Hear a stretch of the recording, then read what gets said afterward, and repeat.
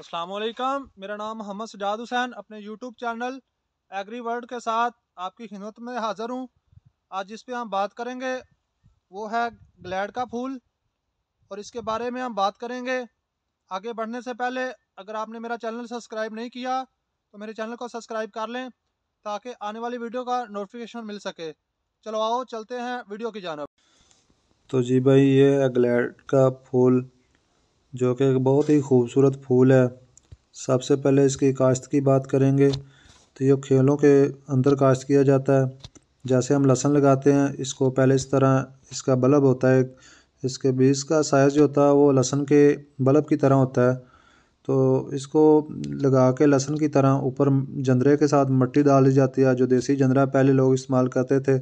अब तो जदीद टेक्नोलॉजी के मुताबिक खेले निकालने के लिए मुख्तलिफ़ औज़ार इस्तेमाल किए जाते हैं। पहले जंदरे के साथ इस्तेमाल करते थे, तो उसी तरह ऊपर जंदरे के साथ मिट्टी डाल दी जाती है, तो ऊपर से पानी लगा दिया जाता है। ये आप देख रहे हैं खेलों के ऊपर वाली साइड पे है।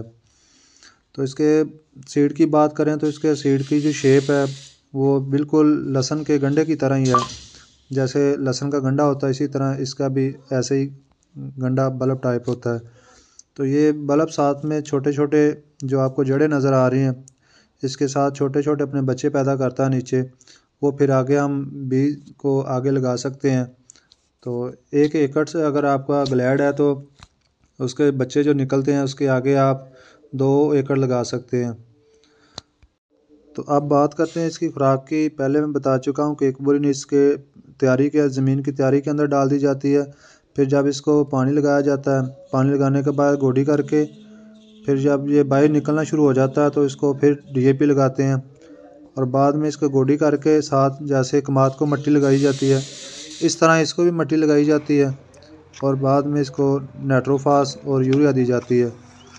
जैसे आप दूसरी फसलों की तरह इतनी इस पे भी मेहनत करनी पड़ती है, तो अल्हम्दुलिल्लाह काफ़ी प्रॉफिटेबल है।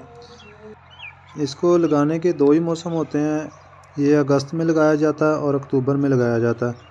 जो अगस्त में लगाया जाता है उस वक्त टेम्परेचर काफ़ी होता है, इसके सीड का ख़राब हो जाने का खुद खदशा होता है, तो इतना अच्छा नहीं निकलता बाहर गर्मी की वजह से। तो ये इसका जब अक्टूबर में हम इसे काश्त करते हैं तो उस वक्त इतना टेम्परेचर चेंज हो चुका होता है, तो अच्छे इसका सीड जो जर्मिनेशन कर जाता है।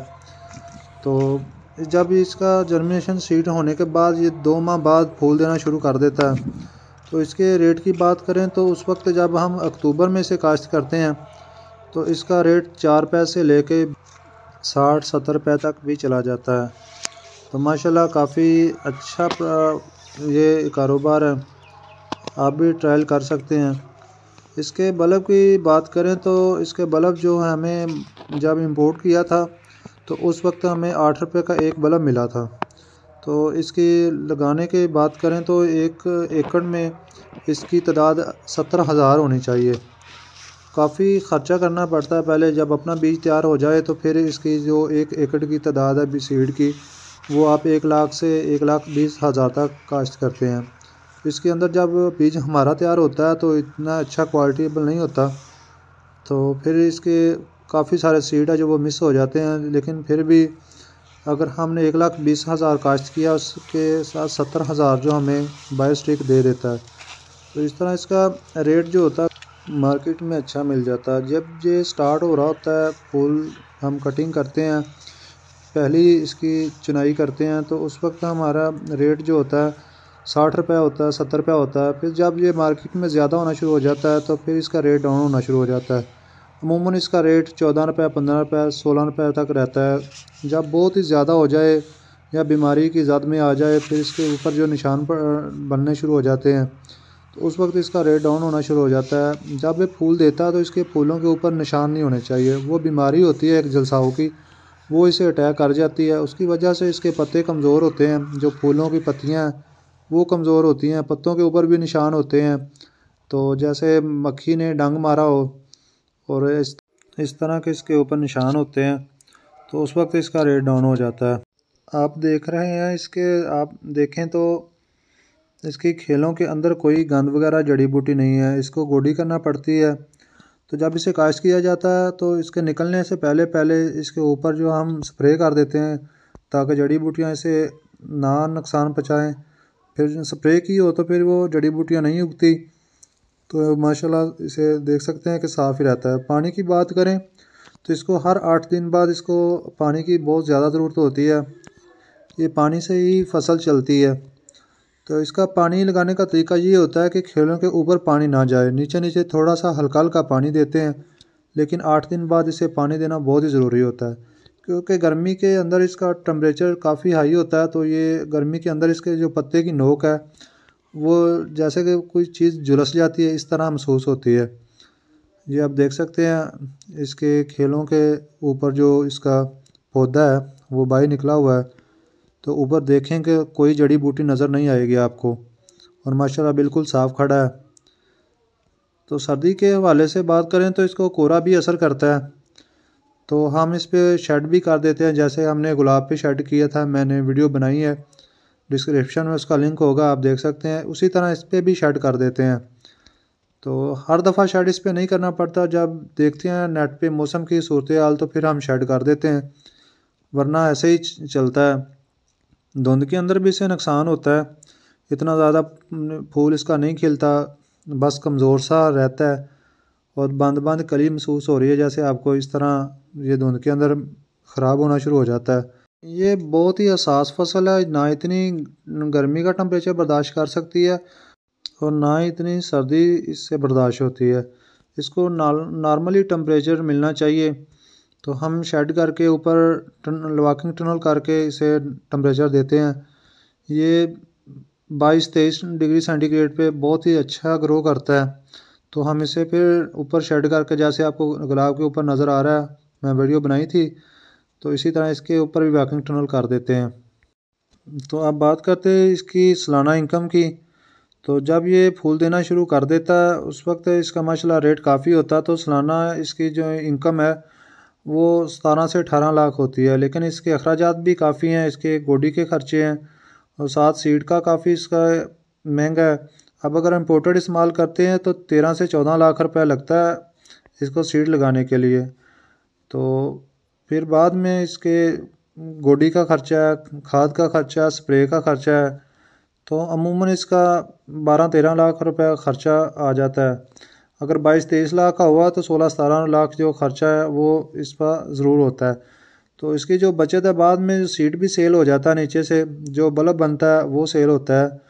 उस बल्ब जो बन रहा होता है उसके 3 स्टेप होते हैं। एक सबसे पहले छोटी गोली तैयार करता है नीचे, उसके बाद उसके गोली से बड़ा एक छोटा सा गंडा होता है, उससे बड़ा एक बल्ब होता है। ये बल्ब जो है वो स्टिक देता है, जो नीचे बच्चा है वो स्टिक नहीं देगा। बच्चे के ऊपरला साइज़ जो होता है वो एक बड़े मखाने जितना होता है, तो वो स्टिक थोड़ी सी कमज़ोर देता है, उसकी लेंथ इतनी अच्छी नहीं होती। जब वो बड़ा बल्ब बन जाता है एक साल दूसरे साल में आके, तो वो स्टिक जो देता है उसकी लेंथ भी अच्छी होती है, उसके फूल भी ज़्यादा ऊपर होते हैं, उसकी आंखें ज़्यादा होती हैं।